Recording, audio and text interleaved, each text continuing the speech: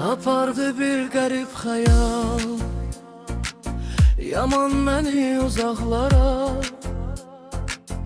Yadımda en şirin kalan o günlere, o çağlara. Ben olmasam da senledir hayalım her qədəm başı. Mezarım üstə gelmedi, darıxdı sinemin daşı.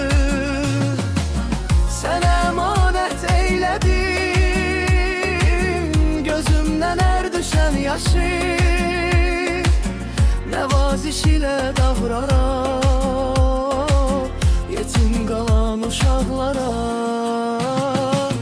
Qəmin yanında saxlaram bir ömür yadigar olar. O senden etibarlıdır, çetin bir itibar olar. Sənə heyifdir gözyaşım elimde ixtiyar olar. Sıxıb gözümdə saxlaram, dağıtmaram yanaqlara.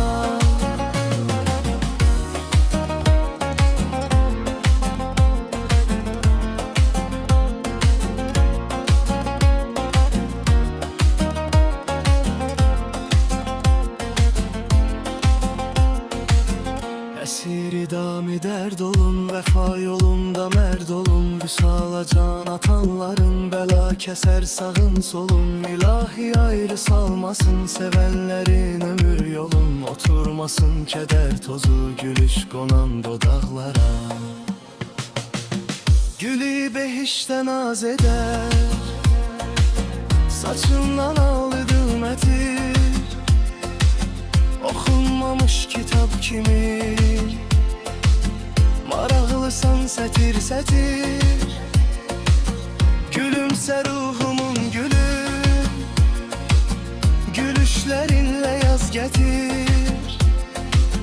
Gülüşlerin çiçeklesin, bahar gelende bağlara.